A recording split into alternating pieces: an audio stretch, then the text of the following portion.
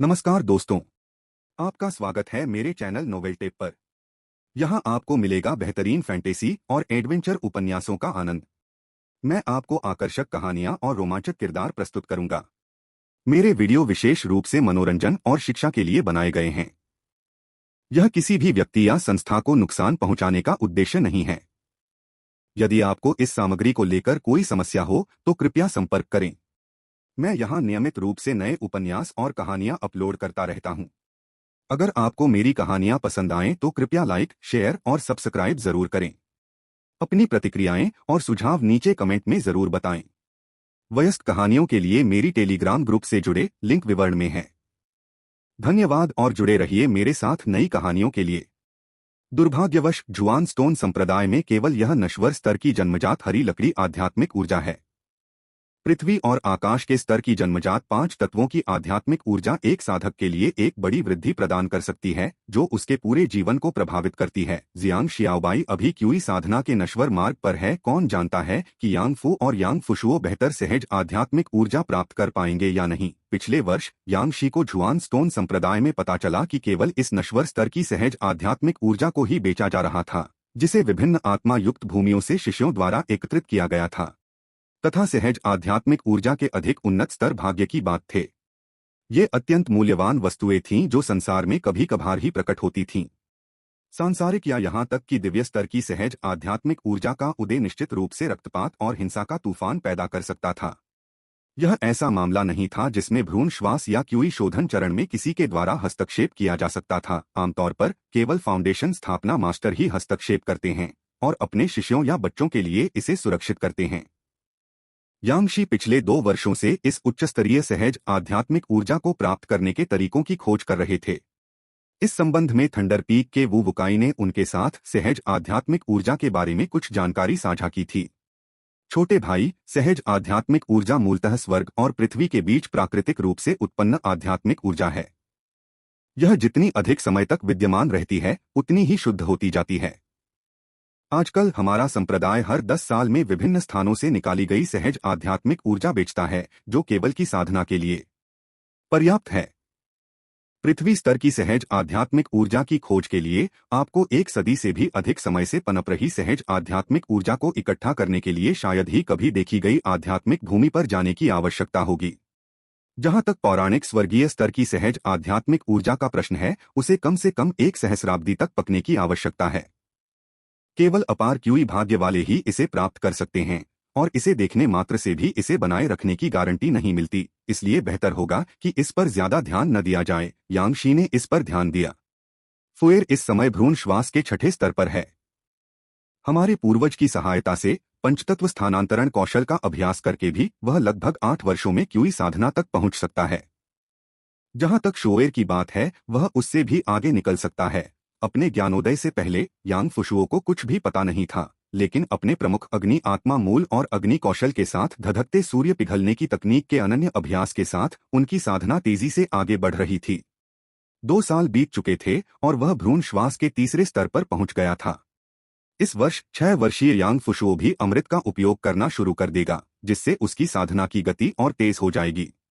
इन वर्षों में मैंने दानाई राजवंश के लगभग हर क्षेत्र की यात्रा की है, फिर भी मैंने कभी वह स्थान नहीं देखा जिसका उल्लेख भाई वू ने किया था। जहां कहीं भी आध्यात्मिक सार का भंडार है, वहां जुआन पाषाण संप्रदाय या कुछ अमर साधना परिवारों का कब्जा रहा है। वे हर 10 साल में सहज आध्यात्मिक ऊर्जा का एक तंतु उत्पन्न करते हैं, जिससे एक स्थिर आय सुनिश्चित होती है। इसलिए इसके 100 साल तक संचित होने की संभावना शायद ही हो। वर्षों के दौरान यांग शी ने यह भी पाया कि दानाई राजवंश में अग्नि आत्मा भूमि वास्तव में दुर्लभ थी। यांग फुशुओ के लिए उच्च श्रेणी की सहज अग्नि आध्यात्मिक ऊर्जा की खोज का उल्लेख नहीं किया गया, यहाँ तक कि जुआन स्टोन संप्रदाय द्वारा 4000 निम्न श्रेणी के आत्मा पत्थरों के लिए बेची गई नश्वर स्तर की सहज अग्नि आध्यात्मिक ऊर्जा अक्सर स्टॉक से बाहर थी। कई अग्नि साधना शिष्यों को इस बात का अफसोस था कि उन्होंने धर्मग्रंथ भंडारण मंडप में वृद्ध ताओवादी की बात पर ध्यान नहीं दिया। यांग शी को चिंतित देखकर जियांग शियाओबाई ने उन्हें सांत्वना देते हुए कहा, मेरे प्रिय, ज्यादा चिंता मत करो। जुआन स्टोन संप्रदाय के अधिकांश शिष्य नश्वर स्तर की सहज आध्यात्मिक ऊर्जा का उपयोग करके क्यूई साधना में प्रवेश करते हैं, और फुएर और शुओएर की प्रतिभाओं के साथ वे निश्चित रूप से उनसे कमतर नहीं हैं। यदि हम इसके लिए प्रयास कर सकते हैं तो आइए इसे बच्चों के लिए करें ताकि वे भविष्य में और आगे बढ़ सकें। जब यांगशी और उनकी पत्नी बात कर रहे थे तो स्पिरिट लेक मैनर के बाहर से जंगली जानवरों के दौड़ने की आवाज आई। उजी चिल्लाते हुए घर की ओर भागा, भाई शी मदद करो, वहां एक क्यूई शोधन दानव जानवर है, बैंग बैंग बैंग। उजी भागते हुए पीछे मुड़ा और अपने अमेरिकी एआईडो से कुछ गोलियां चलाईं, लेकिन उसकी सटीकता यांगशी जितनी नहीं थी। उसके पीछे एक उग्र काले भालू को सिर्फ एक गोली लगी जिससे उसकी त्वचा फट गई, लेकिन कोई गंभीर चोट नहीं आई। जियाओबाई चलो। ठीक है। ज्यो फूक लिटिल शो पर नजर रखना, उसे भटकने मत देना। 0 वोट 3 बचे। जियांग शियाओबाई, जो अभी अभी क्यूई शोधन क्षेत्र में आगे बढ़ी थी, यांग परिवार के लिए भी एक महत्वपूर्ण शक्ति बन गई। उसके एक इशारे से पंचतत्वों के आत्मा मन के, जिनसे पंचतत्वों का एक त्रिकरण आत्मा समूह बना था, बहते हुए प्रकाश के 5 गोले में बदल गए और उसके हाथों में वापस आ गए। यांग फू खड़ा हुआ, उसने अपने हाथों को थोड़ा ऊपर उठाया और आध्यात्मिक प्रकाश के 2 गोले उड़कर पीछे से यांगशी और जियांग शियाओबाई के शरीर में आ गिरे। दिव्य आंदोलन तकनीक। यांगशी और जियांग शियाओबाई को अपने पैरों के नीचे जमीन से जुड़ाव महसूस हुआ, जिससे वे सतह का इस्तेमाल करके तेजी से आगे बढ़ सके। इस छोटे से मंत्र ने युद्ध में, खासकर यांगशी जैसे योद्धा साधक के लिए महत्वपूर्ण भूमिका निभाई। गति एक दूसरे जीवन की तरह थी। सुनहरी रोशनी फिर से चमक उठी। यांगशी और जियांग शियाओबाई के हथियारों में 2 और तेज तलवार क्यूई को जोड़ा गया। स्वर्ण तलवार कौशल। सावधान रहो माँ और पिताजी। यांगफू का जादू तेज और स्थिर था, जिससे यांगशी डर गया। फुअर के मंत्र इतने तेज कैसे हो सकते हैं? वह इन मंत्रों से हर रोज तावीज बनाता है और हजारों बार इन्हें आजमा चुका है। स्वाभाविक रूप से वह बेहद कुशल हो गया है, जियांग शियाओबाई ने बड़े गर्व से कहा। फुअर के ताबीज कौशल के अभ्यास से उसे भी बहुत लाभ होता है।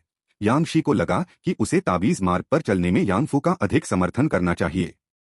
यह कहते ही वे स्पिरिट लेक मैनर से बाहर भागे और देखते ही देखते एक विशाल काला भालू हुजी का पीछा कर रहा था। भालू का फर मिट्टी जैसी पीली रोशनी से झिलमिला रहा था, जिससे वह बेकाबू और बेकाबू सा लग रहा था। गर्जन।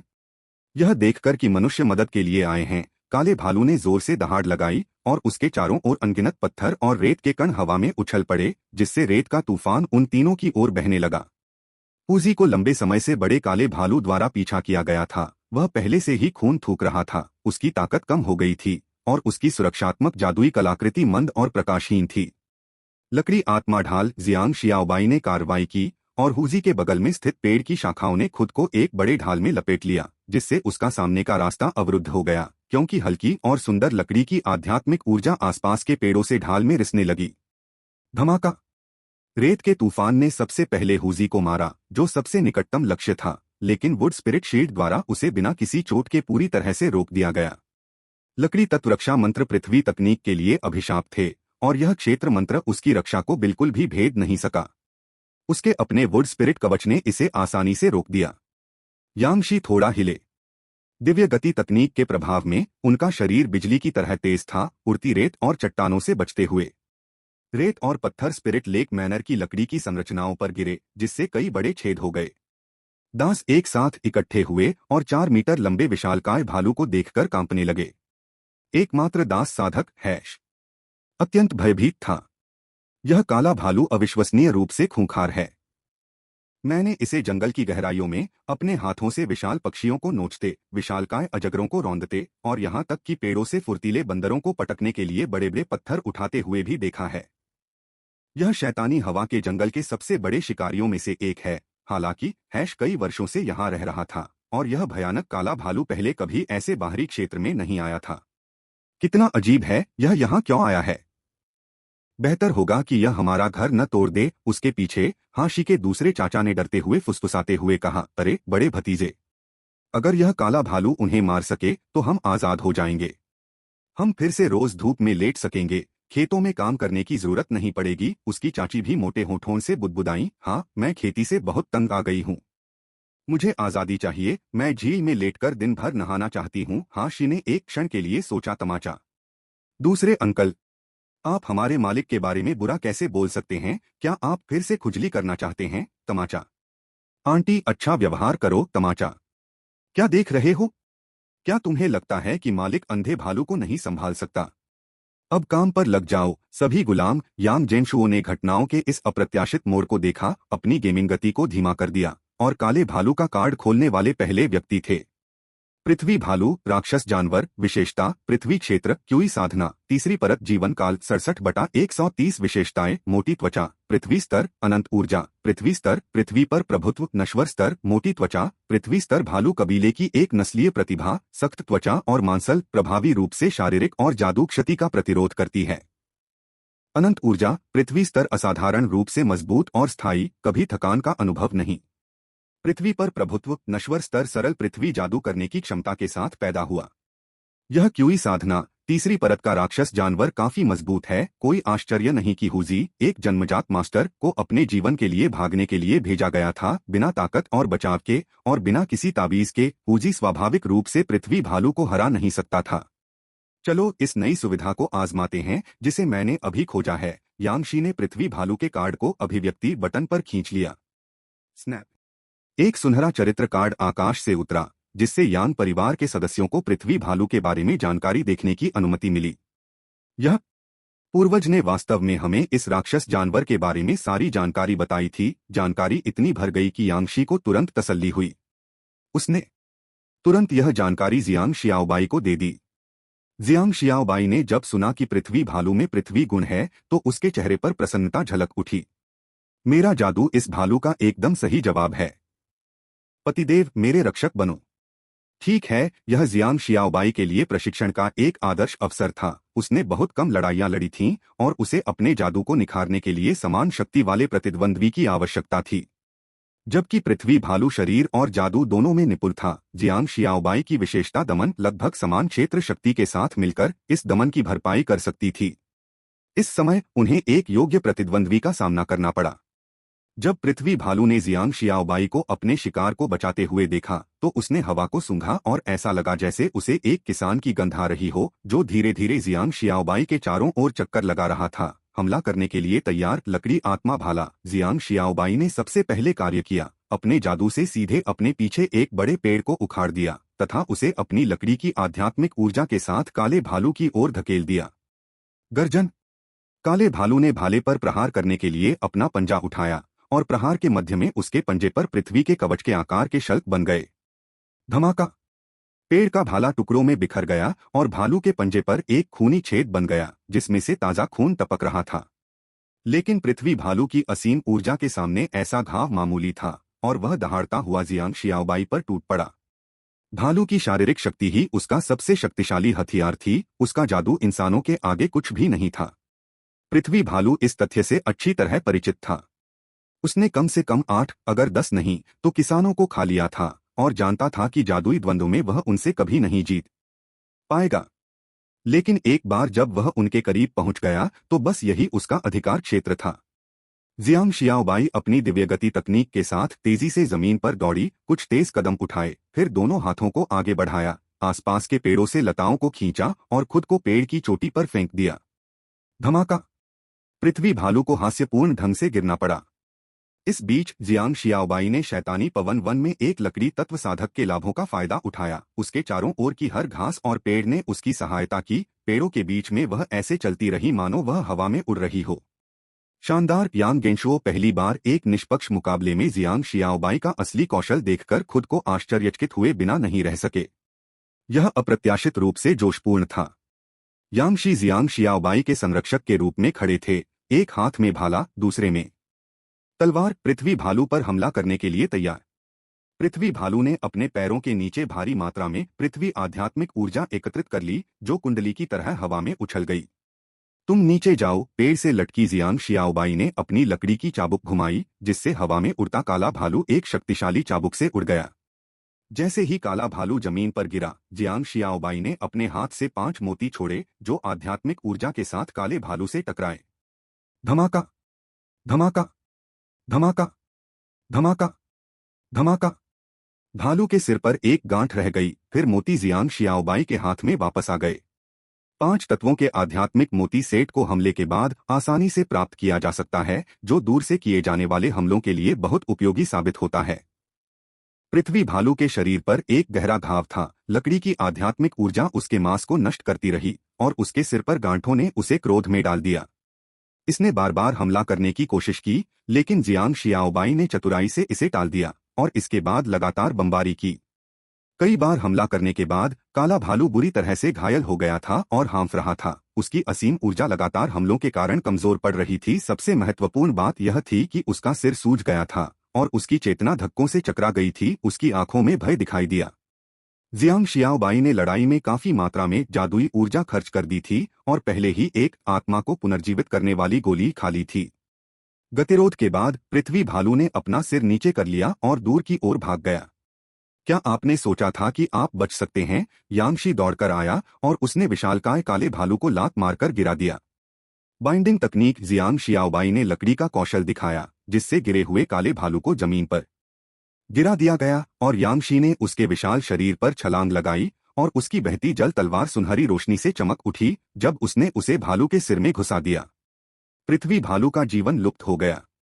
यांग परिवार ने पहली बार क्यूई शोधन क्षेत्र के राक्षस जानवर को मार डाला है, अपनी मातृभूमि की रक्षा करते हुए। धूप +150 नया वरदान खुला अवशोषण। यांग परिवार के वंशज राक्षस जानवरों को मारने के बाद उनके शवों से सार निकाल सकते हैं। सार की दुर्लभता राक्षस जानवरों के ग्रेड और संवर्धन पर निर्भर करती है। प्रति उपयोग 30। अरे बढ़िया चीज। पिछले आशीर्वाद आत्मा को एकत्रित करना के बाद यांग जेनशुओ ने कुछ समय में एक नया आशीर्वाद अनलॉक नहीं किया था। इस बार उसे एक अच्छा पुरस्कार मिला। कितना अप्रत्याशित लाभ! इतने सारे राक्षस साधक क्यों हैं? क्या इसलिए नहीं कि वे पारंपरिक साधना विधियों की तुलना में कहीं अधिक तेजी से प्रगति करते हैं? क्या यह आशीर्वाद अवशोषण राक्षस साधकों से प्रतिस्पर्धा नहीं करेगा? शैतान पवन वन में यदि और कुछ भी प्रचुर मात्रा में नहीं है तो वह है राक्षस जानवर। चलो अवशोषण का प्रयास करते हैं। इसमें उपयोग के आधार पर धूप की खपत होगी, जिसकी लागत 30 प्रति उपयोग होगी, जो बहुत अधिक नहीं है, विशेषकर तब जबकि उन्हें पहले से ही 5 अवशोषणों के लिए पुरस्कार से पर्याप्त धूप प्राप्त हो चुकी है। यांग जेनशुओ ने बड़े काले भालू की लाश पर थपथपाया और आशीर्वाद को सक्रिय कर दिया। आशीर्वाद अवशोषण। आकाश से एक सुनहरी रोशनी उतरी जो काले भालू के शरीर पर ठहर गई, जिससे शव से आध्यात्मिक ऊर्जा और क्यूई रक्त का प्रवाह फूट पड़ा। इसके ऊपर एक सार धीरे धीरे संघनित हुआ और यांगशी के शरीर में प्रवेश कर गया। 0 वोट 3 बचे। यांगशी ने परिचित सुनहरी रोशनी देखी और जान गया कि पैतृक आत्मा अमर कानून प्रदर्शित कर रही थी। उन्होंने पृथ्वी भालू के सार को स्वीकार करने के लिए अपना शरीर खोल दिया। सबसे पहले उसने महसूस किया कि उसके शरीर में एक अत्यंत विशाल चीरक्त फूट पड़ा, जो प्रथम श्रेणी के अमृत वज्र अटूट गोली से भी अधिक शक्तिशाली था। उसका चीरक्त उमड़ पड़ा और उसकी शारीरिक शक्ति एक बार फिर बढ़ गई। उसकी मांसपेशियां और हड्डियां थोड़ी सी सूज गईं। यांगशी 1.85 मीटर की ऊंचाई तक पहुंच गया था। इसके बाद पृथ्वी की आध्यात्मिक ऊर्जा ने उनकी त्वचा में प्रवेश किया, जिससे केराटिनस झिल्ली की एक परत बन गई, जिससे उनकी त्वचा और भी अधिक दृढ़ और शक्तिशाली हो गई। यांगशी ने राक्षस जानवर पृथ्वी भालू का सार अवशोषित कर लिया है। क्यूई रक्त में वृद्धि, आध्यात्मिक शक्ति में वृद्धि, असफल प्रतिभा, पतली त्वचा, मौत का स्तर प्राप्त की। पतली त्वचा, मौत का स्तर। भालू कबीले की नस्लीय प्रतिभा का एक कमजोर संस्करण। त्वचा का लचीलापन थोड़ा बढ़ा हुआ, कुछ शारीरिक और जादू की क्षति को नकारने में सक्षम। यांगशी ने पृथ्वी भालू की प्रतिभा का एक अंश आत्मसात कर लिया था, जिससे उसकी प्रहार प्रतिरोधक क्षमता बढ़ गई थी और उसका क्यूई रक्त भी काफी बढ़ गया था। उसकी शक्ति में एक बार फिर उल्लेखनीय वृद्धि हुई थी। हे भगवान! पतली त्वचा, सार की आध्यात्मिक शक्ति की कितनी बर्बादी है! यांगशी साधक नहीं है, लेकिन यदि आप आध्यात्मिक शक्ति जोड़ दें तो क्या आप अभी भी इस प्रतिभा को अवशोषित कर सकते हैं? यांग जेनशुओ इस नए आशीर्वाद की कार्यप्रणाली के बारे में बहुत स्पष्ट नहीं थे और उन्हें इसे समझने के लिए कई बार प्रयास करने की आवश्यकता थी। यांगशी ने अपनी मुट्ठियां भींच लीं, अपने शरीर में शक्ति का अधिक प्रवाह महसूस किया और उसकी सच्ची क्यूई और अधिक मजबूत होती गई। उसका चेहरा खुशी से भर गया। मैं फिर से मजबूत हो गया हूँ। धन्यवाद पूर्वजों की आत्मा। चमत्कार करने के लिए जियांग शियाओबाई और हुजी ने भी सम्मानपूर्वक झुककर कहा, धन्यवाद पूर्वजों की आत्मा। यांग परिवार में हर किसी को यह बात स्पष्ट रूप से समझ में आ गई थी कि उनकी सभी वर्तमान उपलब्धियां पूर्वजों की आत्मा द्वारा प्रदान की गई थीं, जिनके बिना आज यांग परिवार नहीं होता। पूर्वजों की भावना के प्रति सम्मान प्रत्येक सदस्य की रग-रग में समाया हुआ था। यांग जेनशुओ ने हल्के से सिर हिलाया। यांग परिवार एकजुट हो गया था, जिससे उसे बहुत राहत मिली। कल ही अपने व्यस्त कार्यक्रम से फुर्सत पाकर उसने एक कोरियाई चायबोल नाटक देखा और उस परिवार की अंदरूनी कलह ने उसे सिरदर्द दे दिया। यह भयानक होगा यदि यांग परिवार भी ऐसा ही हो जाए। इस प्रकार वह यांग परिवार की वर्तमान भावना को हर समय बनाए रखने का इरादा रखता था। अब तक यांगशी की शिक्षा सफल रही थी। यांगफू भी यांगशी की तरह पूर्वजों की आत्मा की आज्ञाओं का अत्यंत पालन करता था। यहाँ तक कि शरारती यांग फुशुओ भी आकाश में सुनहरे अक्षर देखकर तुरंत शांत हो गया और अपनी बेचैनी बंद कर दी और चुपचाप तब तक इंतजार करता रहा जब तक उसके पिता और भाई ने बोलने का साहस नहीं कर लिया। मैं अपनी वर्तमान ताकत का परीक्षण करना चाहता हूँ। यांगशी तेजी से भागा। उसकी गति काफी तेज थी। कुछ ही देर में उसने अपने नंगे हाथों से एक लंबे सींग वाले हिरण को पकड़ लिया। मेरी शारीरिक क्षमता लगभग 20% बढ़ गई है और मेरी रक्षात्मक शक्ति भी काफी मजबूत हो गई है। पृथ्वी मृग का पृथ्वी ब्लेड मुझ पर लगा, लेकिन मुझे जरा भी चोट नहीं लगी। मुझे ऐसा लग रहा है जैसे मैंने उस भालू की ताकत सोख ली हो। एक मार्शल साधक के लिए जन्मजात गुरु बनना अंत नहीं है। मेरा शरीर आज तक अपनी शारीरिक सीमा तक नहीं पहुंचा है। हुजी हड्डियों को मजबूत करने और मांसपेशियों को बनाने वाली गोली खाकर अपनी चोटों से पहले ही उबर चुका था और चिल्लाया, भाई शी, अब आपके पास भालू की ताकत है। हुजी ईर्ष्या से भर गया। उसने आकाश की ओर लालसा से देखा। पूर्वज आत्मा, मैं भी यांग उपनाम धारण करता हूँ। कृपया मुझे कुछ शक्ति प्रदान करें। हुजी, लापरवाही से मत बोलो। हम वही स्वीकार करते हैं जो पूर्वजों की आत्मा प्रदान करती है, और अगर यह नहीं दिया जाता है तो हमें मांगना नहीं चाहिए। यांगशी ने डांटा। हुजी ने शर्म से अपना सिर खुजलाया। माफ करना पैतृक आत्मा, मैं फिर से हिम्मत नहीं करूंगा। हुजी की घबराहट भरी अभिव्यक्ति को देखकर यांग गेंशुओ ने हंसते हुए कहा। हुजी की वफादारी निर्विवाद थी। बिना किसी रिश्तेदार के यांग परिवार उसका परिवार था, बिल्कुल अपना। अब वह एक जन्मजात गुरु के स्तर तक पहुंच गया था और एक प्रमुख शक्ति बन गया था। वर्षों से उनके पास योग्यता और कड़ी मेहनत दोनों थी। वास्तव में उचित पुरस्कार मिलना ही था। उन्होंने एक अभिव्यक्ति दी, जब हम किसी अन्य शक्तिशाली राक्षस जानवर का शिकार कर लेंगे तो मैं हुजी के लिए इनाम रखूंगा। हुजी ने उन शब्दों को देखा जो विशेष रूप से उसके लिए प्रकट किए गए थे और वह बहुत खुश हुआ तथा उत्तेजना में कई बार झुककर प्रणाम किया। धन्यवाद पूर्वजों की आत्मा, धन्यवाद। यांग हु हमारे यांग परिवार की रक्षा के लिए हर संभव प्रयास करने की शपथ लेता है। 30 धूपबत्ती एक छोटी सी कीमत थी। हुजी इसके लायक था। इसके अलावा इस भ्रूणश्वास 5वीं परत वाले पृथ्वी मृग की ताकत औसत थी और कोई विशेष प्रतिभा नहीं थी। यांग जेंशुओ ने इसके सार को अवशोषित करने के लिए कीमती धूप को बर्बाद करने की योजना नहीं बनाई थी। इसे अधिक शक्तिशाली राक्षस जानवरों के लिए बचाकर रखना ही बेहतर था।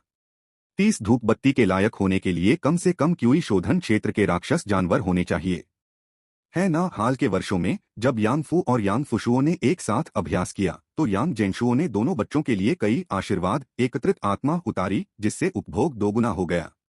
यह भी उनकी तीव्र प्रगति का एक कारण था। अब जबकि यांग फुशुओ अपनी साधना में एक नए चरण पर पहुंच गया था, क्योंकि यह पहली बार नहीं था, उसने प्रत्येक पदोन्नति पर केवल 10 धूप दी, यांगफू के विपरीत जो इससे कहीं अधिक कमा सकता था। क्यूई शोधन क्षेत्र दानव जानवर को मारने से प्राप्त 150 धूप को शामिल करते हुए यांग जेंशुओ की कुल धूप केवल 490 थी। अगले बच्चे के लिए 200 अगरबत्ती छोड़कर उपयोग के लिए केवल 290 अगरबत्ती ही उपलब्ध हैं। यह अभी भी काफी तंग है। हाल ही में मुझे आशीर्वाद आत्मा को एकत्रित करना की आवृत्ति को कम करना चाहिए ताकि आशीर्वाद अवशोषण को अधिक महत्व दिया जा सके। अगर मैं यांगशी को दानव जानवरों को मारने दूं और उन्हें यांगफू के अवशोषण के लिए वापस खींच लूं तो शायद आध्यात्मिक शक्ति में वृद्धि आत्मा को एकत्रित करने से होने वाली वृद्धि से अधिक बुरी नहीं होगी। जब यांग जेंशुओ सावधानीपूर्वक गणना कर रहे थे, यांगशी और हुजी ने बातचीत शुरू कर दी। इस पृथ्वी भालू ने हमें क्यों देखा? हमने यहाँ क्यूई शोधन क्षेत्र के दानव जानवरों को शायद ही कभी देखा हो, है ना। यह क्षेत्र शैतानी पवन वन के बाहरी क्षेत्र में एक सुरक्षित क्षेत्र माना जाता था, जो ज्यादातर शाकाहारी राक्षस जानवरों का घर था, जिनमें ज्यादा आक्रामकता नहीं थी। अन्यथा दास इतने लंबे समय तक यहाँ जीवित नहीं रह पाते। यदि कोई पृथ्वी भालू आ गया तो इसका मतलब होगा पूरे कबीले का पूर्ण विनाश।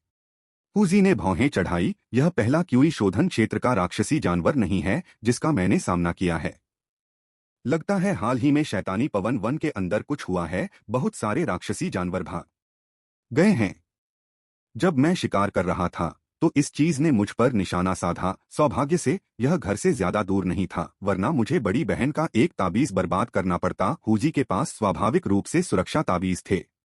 वर्षों से बड़ी बहन ने उसे काफी ताबीज दिए थे और यांगशी ने यह सुनिश्चित किया था कि परिवार में हर किसी के पास विशेष परिस्थितियों से निपटने के लिए कुछ ताबीज हों।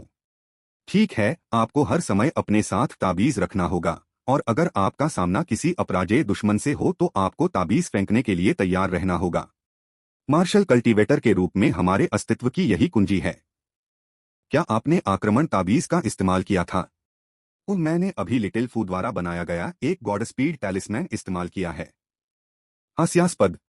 क्या तुमने कभी मार्शल कल्टीवेटर्स को बिना ताबीजों के लड़ते देखा है? सिर्फ शरीर पर निर्भर रहना धर्म का मार्ग नहीं है। सजा के तौर पर तुम्हें लिटिल फू के पास जाकर 10 ताबीज लाने होंगे और आज ही उन सबका इस्तेमाल करना होगा। ओहुजी ने मन ही मन खुद को भाग्यशाली महसूस किया कि उसे शी भाई का मार्गदर्शन मिला, अन्यथा उसने सोचा होता कि मार्शल कल्टीवेटर्स को अपने दुश्मनों पर अपने शरीर से ही विजय प्राप्त करनी चाहिए। वह मार्शल कल्टीवेशन के मार्ग पर लगभग भटक गया था। यांग फू के लिए पहली कक्षा के ताबीज बनाना मुश्किल नहीं था। हर साल यांगशी उसे ढेर सारा ताबीज का कागज खरीद कर देता था, जिसका इस्तेमाल वह बिना किसी रोकटोक के कर सकता था। यांग फू के साथ यांग परिवार ने पहले ही प्रथम श्रेणी के ताबीजों की स्वतंत्रता हासिल कर ली थी। हालांकि यांग फू को ज्ञात मंत्र बहुत कम थे और यांग परिवार के पास सीखने के लिए अधिक मंत्र नहीं थे। बड़ी बहन चू, आप किंशी काउंटी क्यों नहीं आती? आपने कहा था कि आप खुद मेरे बेटे को कुछ मंत्र सिखाएंगी। यांगशी ने हाल ही में जुआन स्टोन संप्रदाय में चुकियाओं को नहीं देखा था और उसे नहीं पता था कि वह क्या कर रही थी। वह पिछले कुछ वर्षों में परिवार के लिए कोई नया मंत्र नहीं लाई थी। उन्होंने मूल रूप से योजना बनाई थी कि यांग फू भी उनके साथ जुआन स्टोन संप्रदाय में प्रशिक्षुता के लिए जाएं और अमर कानून सीखे, लेकिन यांग जेंशुओ ने इस विचार को अस्वीकार कर दिया। यांग फू की प्रतिभा और साधना बेहद अनोखी थी और छुपकर रहने के लिए ज्यादा उपयुक्त थी। वह खुद को समय से पहले उजागर नहीं कर सकता था, वरना अपनी उच्च प्रतिभा के साथ अगर उसकी साधना शुरू होने से पहले ही उसके खिलाफ कोई साजिश रची जाती तो यांग परिवार के लिए यह बहुत बड़ा नुकसान होता। वह फाउंडेशन स्थापना चरण में सबसे मजबूत आदमी बनने के लिए बने थे। एक बार जब वह फाउंडेशन एस्टेब्लिशमेंट तक पहुंच गया तो आकस्मिक रूप से फायरबॉल तकनीक फेंकने से आधे काउंटी में आग लग सकती थी। और यदि यांग फू द्वितीय श्रेणी के ताबीज बनाना चाहता था तो उसे कम से कम क्यूई शोधन क्षेत्र में होना होगा, जो अभी भी कई वर्षों दूर था। तब तक उसे स्वर्ण आत्मा तलवार कौशल सीखने का तरीका ढूंढना पर्याप्त होगा। साथ ही अमेरिकी एआईडो के साथ मिलकर क्यूई साधना के 5वें स्तर पर दुश्मनों को परास्त करना भी पर्याप्त होगा। चूंकि हाल ही में राक्षस जानवर अजीब तरह से दिखाई दे रहे हैं, इसलिए हमें अपनी संपत्ति पर हमलों को रोकने के लिए अधिक गश्त करनी चाहिए। यांगशी ने इसे बहुत गंभीरता से नहीं लिया। आखिरकार दानव जानवरों के लिए कुछ अजीब व्यवहार प्रदर्शित करना काफी सामान्य है। शायद पृथ्वी भालू को एक महान दानव जानवर द्वारा बाहर निकाल दिया गया था। मेरे प्यारे पति, हम इस भालू के शव का क्या करेंगे? पृथ्वी भालू का सार अधिकांशतः यांगशी द्वारा अवशोषित कर लिया गया था और अब शव में अधिक आध्यात्मिक शक्ति नहीं बची थी। वह पिचका हुआ और सिकुड़ा हुआ लग रहा था। यह खाल बहुत मजबूत है। चमड़े के कवच में बदल जाने पर यह कम से कम एक निम्न श्रेणी के रक्षात्मक जादुई कलाकृति से मेल खा सकती है। जहां तक मांस की बात है, चलो इसे गुलामों के साथ बांटते हैं और हम सब एक साथ खाएंगे। आऊ लोहे की रीढ़ वाला ग्रे भेड़िया हुजी के पास बैठा था, लार टपकाता हुआ और अपनी पूंछ को उत्साह से हिला रहा था। आपके लिए भी कुछ है, चिंता मत कीजिए। लोहे की रीढ़ वाला भूरा भेड़िया शैतानी हवा के जंगल में हुजी के पीछे पीछे घूमता हुआ काफी हट्टा कट्टा हो गया था। खूब खाता पीता था और लगभग बाघ जैसा दिखता था। हुजी जब भी खाली होता, यांग फू और यांग फुशुओं को भूरे भेड़िए पर घुमाने भी ले जाता था।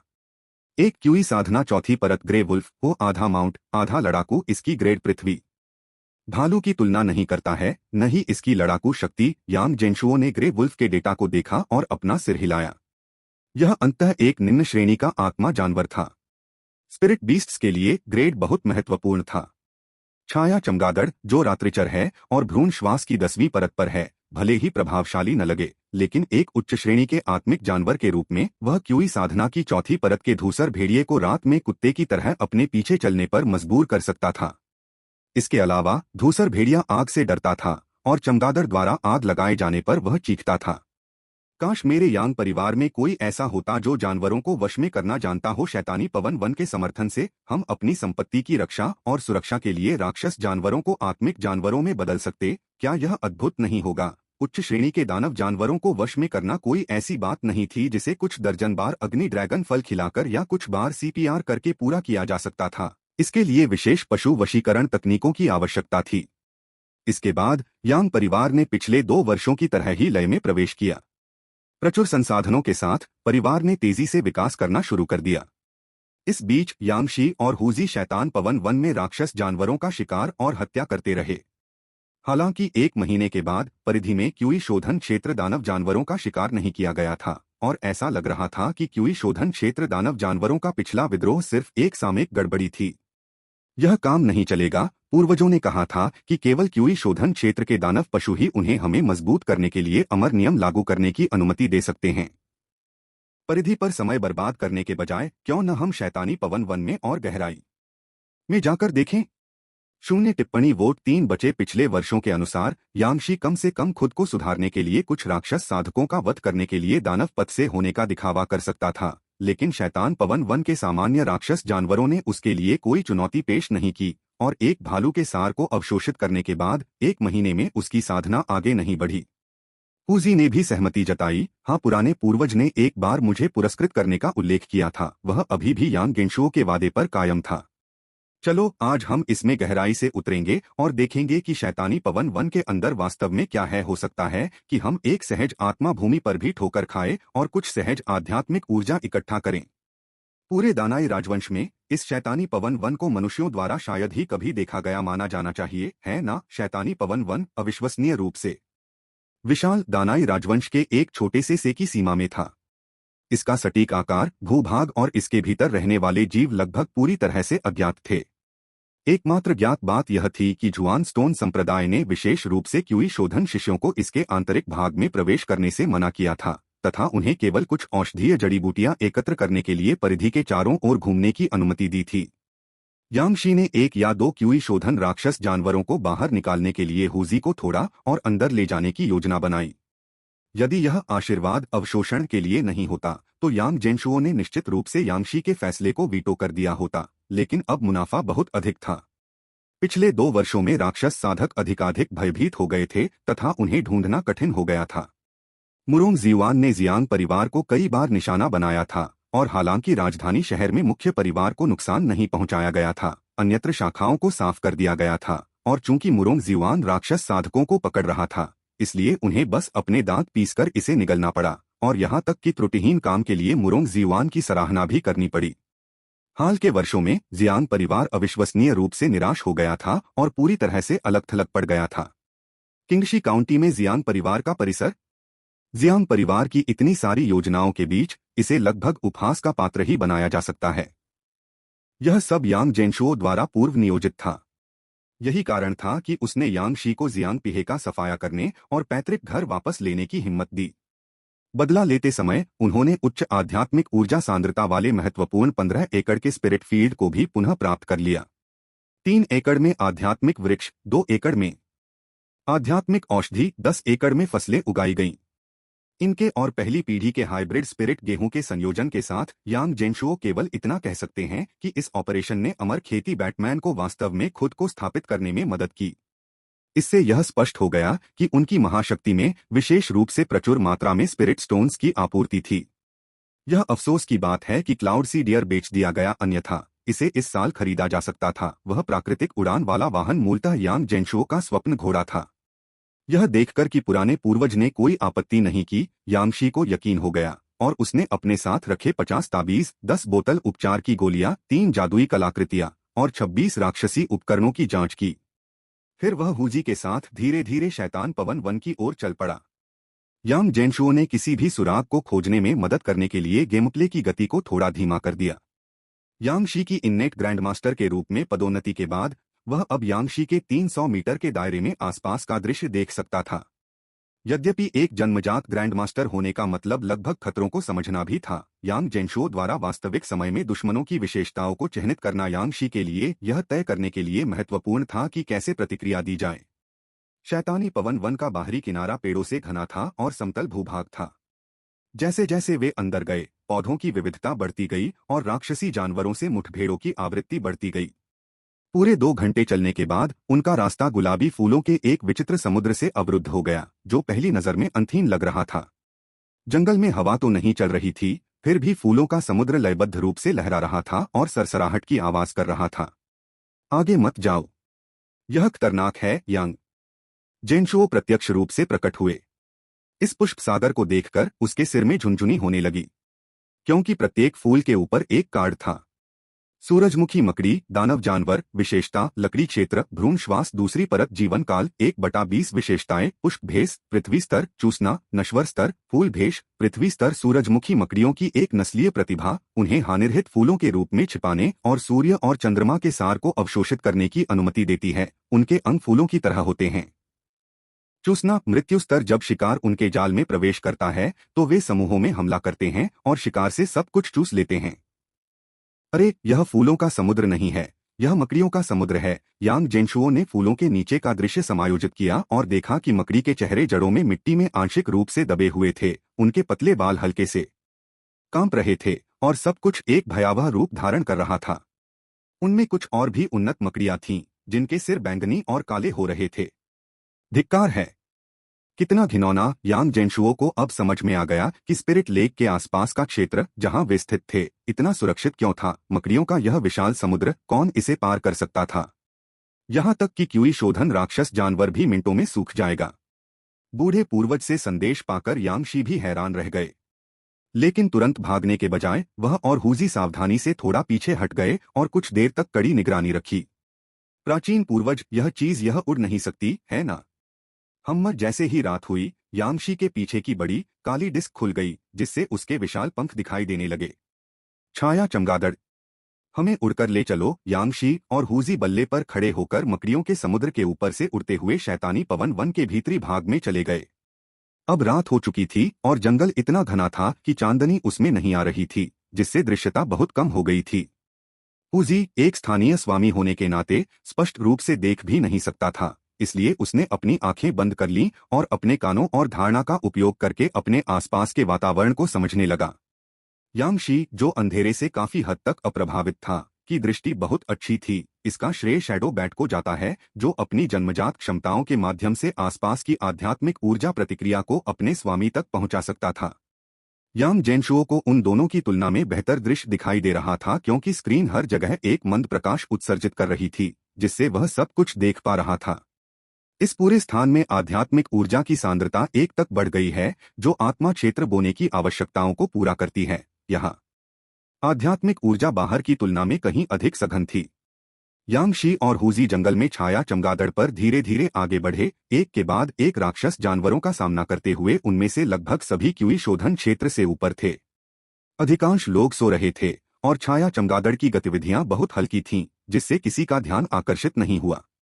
यांगशी ने भी हमला करने की हिम्मत नहीं की, क्योंकि जंगल में राक्षस जानवर बहुत घनी संख्या में थे और जल्दबाजी में उठाया गया कदम घेराबंदी का कारण बन सकता था। शॉर्ट सर्किट के बाद यांग जेनशुओ ने दोनों व्यक्तियों को वापस लौटा दिया। अंदर बहुत खतरनाक है। एक भी राक्षस जानवर के उभरने पर यांगशी को उससे निपटने के लिए पूरी ताकत लगानी पड़ेगी और 2 जानवरों को संभालना बहुत मुश्किल होगा। घिरने की तो बात ही छोड़ दीजिए, यह कोई अन्वेषण नहीं था, यह तो मौत को दावत देना था। हालांकि आश्चर्य की इस झलक ने यांग जेनशुओ के दिल में एक ज्वलंत उत्साह को प्रज्वलित कर दिया। द्वितीय श्रेणी के आध्यात्मिक फल, आध्यात्मिक औषधियां तथा खेती के लिए उपयुक्त विशाल खेत, यहाँ तक कि एक झरना भी जहाँ सहज जल आध्यात्मिक ऊर्जा घूमती थी। सभी खजाने दुर्भाग्य से यांग परिवार अब उन पर हाथ नहीं रख सकता। उन दोनों का उल्लेख करना तो दूर, यहाँ तक कि क्यूई शोधन क्षेत्र में जियांग शियाओबाई को भी शामिल करना पर्याप्त नहीं होगा। वहाँ बहुत सारे राक्षस जानवर थे, उनमें से क्यूई शोधन क्षेत्र में राक्षस जानवरों के समूह भी थे। यांगशी ने तुरंत दिशा बदली और जिस रास्ते से वे आए थे उसी रास्ते से वापस उड़ चले। जैसे ही वे मकड़ियों के समुद्र के पास पहुंचने वाले थे, पीछे से हवा में एक तेज ब्लेड के काटने की सीटी जैसी आवाज आई। झनकार! यांगशी के दानव उपकरण सफेद हड्डी ढाल ने स्वचालित रूप से उसकी रक्षा की, एक लकड़ी के तीर को अवरुद्ध कर दिया और राक्षसी क्यूई हिंसक रूप से हिल गई। यांगशी का संतुलन बिगड़ गया और वह लगभग शैडो बैट से गिर गए। कौन? यांगशी को आश्चर्य हुआ, क्योंकि जब तक तीर उसके ऊपर नहीं आ गया था तब तक उसने किसी पर हमला होते नहीं देखा था। यांग जेनशुओ ने नक्शे पर नजर डाली और उस प्राणी को देखा जिसने यांगशी पर हमला किया था। एक बिल्ली सीधी खड़ी होकर चल रही है। उसके हाथ में उच्च गुणवत्ता वाली सामग्री से बना एक लकड़ी का धनुष है जो आध्यात्मिक ऊर्जा से चमक रहा है। बिल्ली आत्मा पंख खूलू दानव कबीला जीवन काल 50/400 क्षेत्र क्यूई शोधन 9वां स्तर प्रतिभा भ्रम परिवर्तन पृथ्वी स्तर अंधेरी रात शिकार नश्वर स्तर आकर्षक टकटकी पृथ्वी स्तर 9 जीवन अमर स्तर। दिन यांग परिवार ने दानव कबीले के पहले सदस्य का सामना किया। अंतर्दृष्टि बढ़ी धूप +100। यह वास्तव में दानव कबीले का सदस्य है। यांग जेनशुओ ने एक नजर डाली और प्रतिभाओं की संख्या और ग्रेड देखकर चौंक गए। लेकिन इससे पहले कि वह उन प्रतिभा प्रभावों का बारीकी से अध्ययन कर पाते, दृश्य में एक गंभीर परिवर्तन आ गया। बिल्ली दानव अपना पहला वार चूक जाने के बाद अपने शरीर को चमकाकर तेजी से एक बड़े पेड़ पर चढ़ गया, यांगशी से भी तेज। पेड़ के ऊपर एक राक्षस बाज का घोंसला था। बिल्ली दानव की हल्की सी बैंगनी आंखें चमक उठीं और अंदर का बाज उड़ गया। उसकी आंखें बिल्ली दानव की आंखों जैसी बैंगनी हो गईं और वह उसकी सवारी बन गया। बाज पर सवार बिल्ली दानव का चेहरा थोड़ा सा बदल गया। बिल्ली के कानों वाली एक युवा युवती में बदल गया, जिसने अपने होंठ हल्के से हिलाए। हे मानव! फिर वह बाज पर सवार होकर उनके पीछे भागा। 0 वोट 3 बचे। हे भगवान! इस बिल्ली दानव का रूप कितना अनोखा है। क्या यह प्रतिभा इसे जो चाहे बनने की अनुमति देती है? अगर इसका इस्तेमाल पूर्वजों की पूजा के दौरान किया जा सके तो कितना मजा आएगा। हालांकि यांग जेनशुओ ने इस विचार को केवल कुछ सेकंड तक ही मन में रखा। उसके बाद उन्होंने जल्दी से इस कल्पना को त्याग दिया। अगर इसे यहाँ भेजा भी गया तो भी इसे हराया नहीं जा सकेगा। ताकत बहुत ज्यादा थी। बस एक नजर से इसने एक क्यूई शोधन क्षेत्र के बाज को अपनी सवारी बना लिया। अगर इसे यहाँ भेजा गया तो मुझे इसे कल्टीवेशन फैमिली सिम्युलेटर सौंपना होगा। स्थिति बेहद तनावपूर्ण थी, लेकिन चमगादड़ तेजी से जंगल में उड़ गया। उसका पीछा कर रहा बिल्ली दानव 300 मीटर से भी ज्यादा दूर था और यांग जेनशुओ की नजर से ओझल था। हालांकि यांगशी को चमगादड़ की आध्यात्मिक ऊर्जा के माध्यम से 2 शक्तिशाली शक्तियों द्वारा लगातार उसका पीछा किए जाने का आभास हुआ। इस समय वह पहले से ही पैतृक आत्मा के प्रकटीकरण से जानता था कि यह दानव कबीले का सदस्य था। तो शैतान पवन वन में राक्षस केवल किंवदंतियां नहीं हैं। मुझे आश्चर्य है कि एक क्यूई साधना क्षेत्र के राक्षस की तुलना उसी क्षेत्र के एक साधक से कैसे की जाती है। अभी जो तीर मुझ पर चला था वह इतना शक्तिशाली था कि मैं अपने भौतिक शरीर से भी समय पर प्रतिक्रिया नहीं कर सका। इस राक्षस की शारीरिक शक्ति अत्यंत भयानक है, लेकिन मैं इसके जादू के बारे में नहीं जानता। यांगशी उस तीर की ताकत से मेल नहीं खा सकता था, जो कि द्वितीय श्रेणी के स्वर्ण आत्मा तलवार कौशल वाले अमेरिकी इयाइडो से भी अधिक शक्तिशाली था। हमले को रोकने वाली सफेद हड्डी की ढाल ने पहले ही अपनी आधी राक्षसी क्यूई खा ली थी और एक और प्रहार के बाद उसकी शक्ति खत्म हो जाएगी। यांगशी की बातें सुनकर हुजी नीचे झुक गया। बड़े भाई शी, अगर दुश्मन हमें पकड़ लेता है तो मैं उससे कड़ी टक्कर लूंगा। तुम जल्दी से जागीर की ओर उड़ जाओ और फुएर समेत छोटे बच्चों को लेकर भाग जाओ। ऐसी बकवास मत करो। पूर्वज इनका ध्यान रखेंगे। तुम और मैं इसे कहीं और ले जाएंगे। मेरे पास कई तरकीबें हैं। शायद हमें पलटवार करने का मौका मिले। स्पिरिट लेक मैनर के स्थान का खुलासा करने से लेकर इस भयानक खतरे को दूर करने का निर्णय लेते हुए यांगशी को यकीन था कि पूर्वजों की आत्मा उन पर नजर रखेगी। यांग जेनशुओ ने अपनी भौहें सिकोड़ लीं। यह राक्षस सचमुच एक दुर्जय शत्रु है, लेकिन अभी अभी यह अचानक मेरे सामने से गुजरा और मैं इसके गायब होने से पहले इसकी प्रतिभा को स्पष्ट रूप से नहीं देख पाया।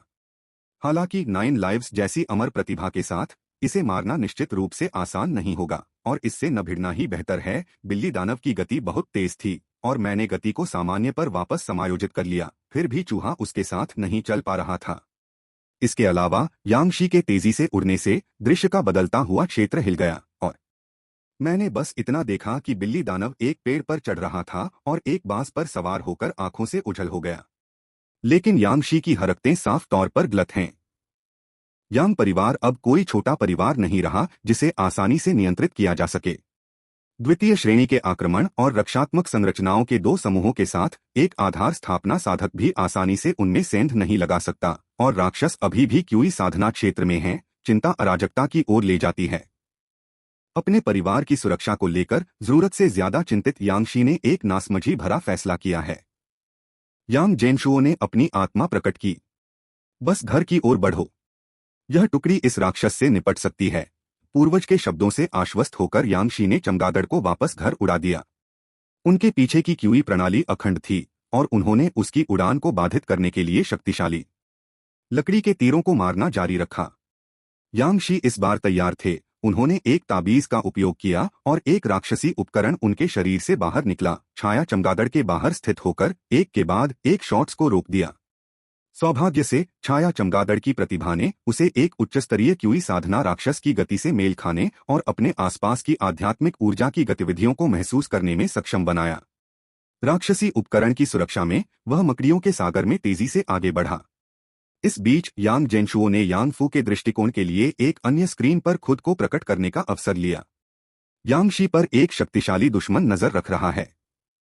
अपनी टुकड़ियां सक्रिय करने के लिए तैयार हो जाओ। यांग फू, जो रात में ध्यान कर रहा था, चौंक गया और तुरंत जियांग शियाओबाई को बुलाने चला गया।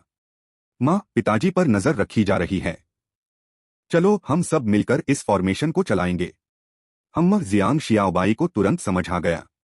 स्पिरिट लेक मैनर में एक बड़े पेड़ के ऊपर खड़ी होकर दोनों हाथों को क्रॉस करके उसने लकड़ी की आध्यात्मिक ऊर्जा को प्रवाहित करके भूमिगत 1000 पत्तियों की सर्वव्यापी घटना को उत्तेजित किया। लकड़ी की आध्यात्मिक ऊर्जा के धागे जमीन से ऊपर की ओर सर्पिलाकार रूप में उठे और यांग परिवार के घर के ऊपर पत्तियों की परतें बना दीं। दर्शक अंदर नहीं देख सकते थे, लेकिन संरचना के अंदर मौजूद लोग पत्तियों के माध्यम से बाहर देख सकते थे। यांग फू ने एक मंत्र बनाया जो द्वितीय श्रेणी की मारक व्यूह रचना flame dragon true fire array को अपनी आध्यात्मिक समझ से नियंत्रित करता है, जो तैयार है लेकिन अभी तक जारी नहीं हुई है। रात के अंधेरे में बैंगनी रंग के दो धब्बे तेजी से स्पिरिट लेक मैनर की ओर बढ़े।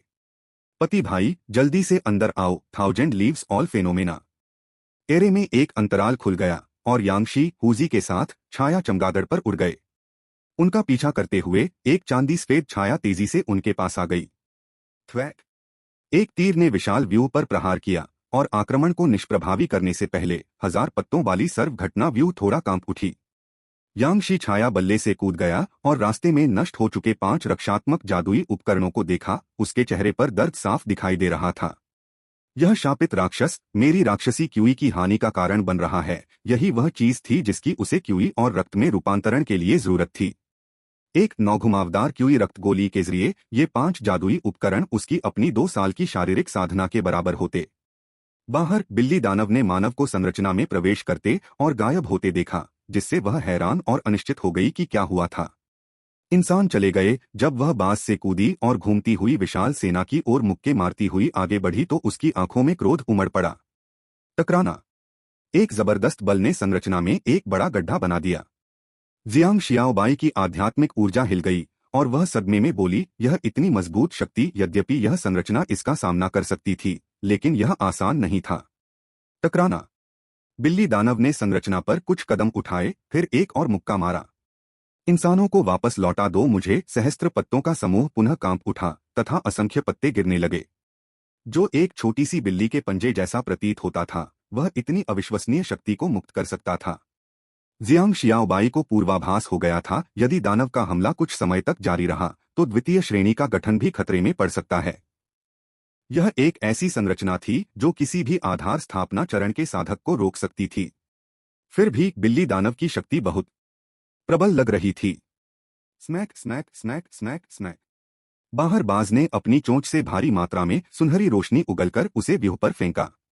क्यूई शोधन 5वीं परत गोल्डन पंख वाले ईगल की सुनहरी तकनीक भी काफी उत्कृष्ट थी, लेकिन जब यह 1000 लीव्स ऑल फेनोमेना एरे से टकराया तो इसने केवल कुछ लहरें पैदा की, जो बिल्ली दानव के साथ कहीं भी तुलनीय नहीं थी। इस बीच जैसे ही कम दूरी की मुठभेड़ शुरू हुई, यांग जेनशुओ अंततः दुश्मन के विशेषता कार्ड को फिर से देखने में सक्षम हो गया।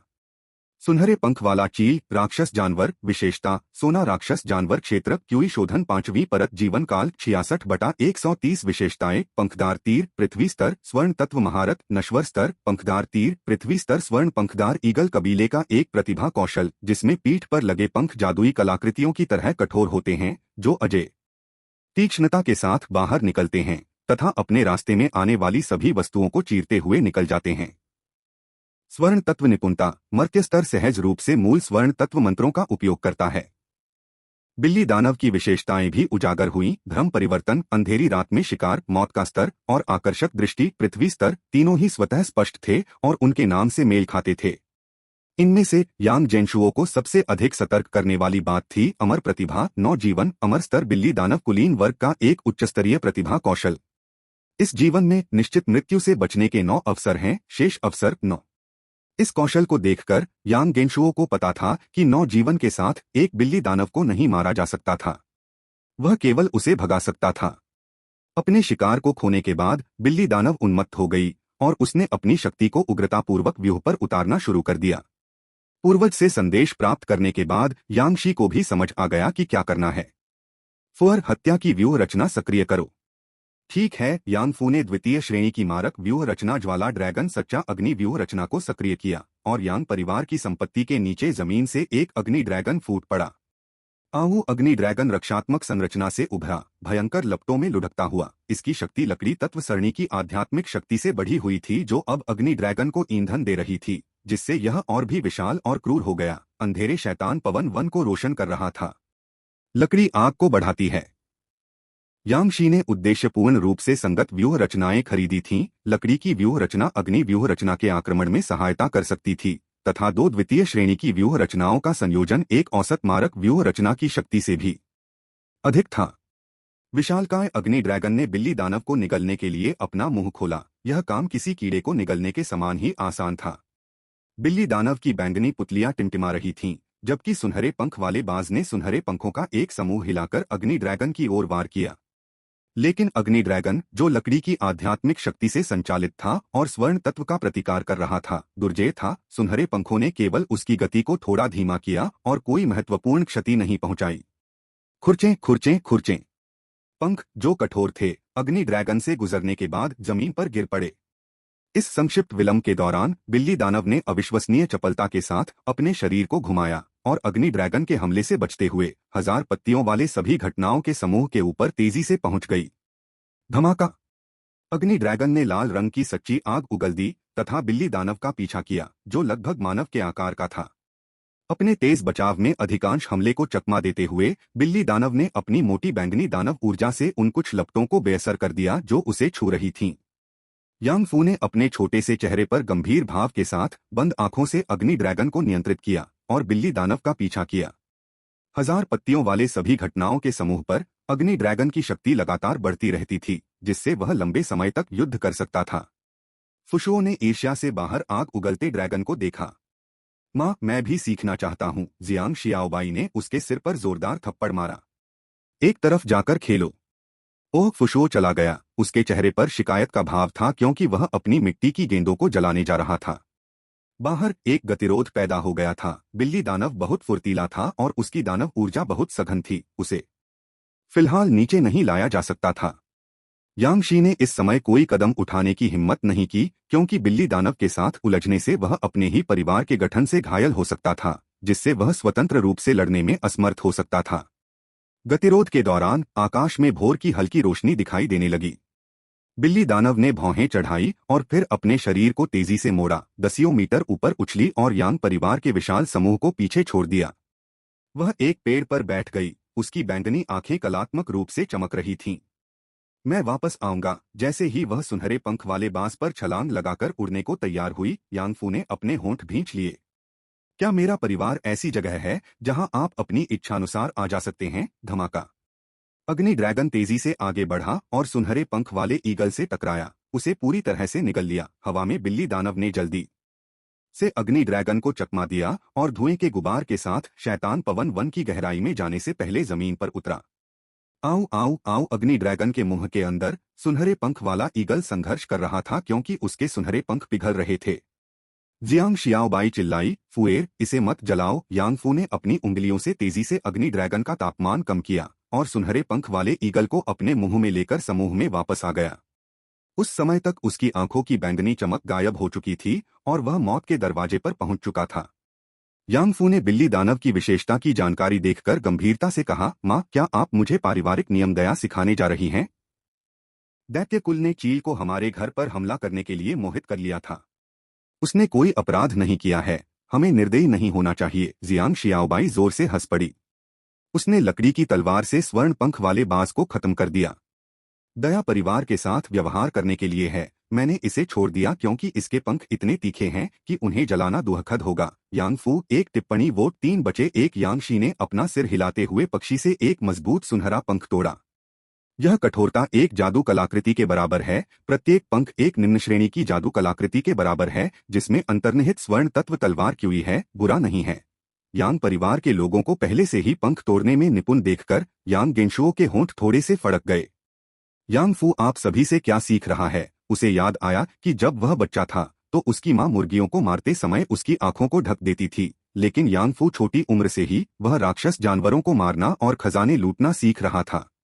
उन्होंने महसूस किया कि उनके मूल्यों को इस परिवार द्वारा गलत समझा जा रहा है और यांगशी को अपने कपड़ों के अस्तर के अंदर पंख लटकाते हुए देखकर यांग जेनशुओ ने कल्पना की कि यांगशी इन सुनहरे पंखों को दुश्मनों पर फेंक रहा है। अच्छा अच्छा अच्छा, आपके लड़के को बैट डार्ट्स मिल गया। अमर साधना जगत के बैटमैन यांगशी ने सचमुच अपने नाम को सार्थक किया। ऐसा लग रहा था कि उसका क्यों भाग्य उसे इस दिशा में और अधिक धकेल रहा है। और उखाड़े गए शव के लिए, हालांकि यह महज क्यूई शोधन की 5वीं परत थी, यांग जेनशुओ ने इसे बर्बाद नहीं होने दिया और सीधे आशीर्वाद अवशोषण का इस्तेमाल किया। बिना पंखों वाला एक सुनहरा पंख वाला ईगल, औसत दर्जे का गुण, कुछ भी अच्छा नहीं बचा। इसे हुजी को दे देना चाहिए। हुजी को यह आशीर्वाद पुरस्कार मिला। वाह!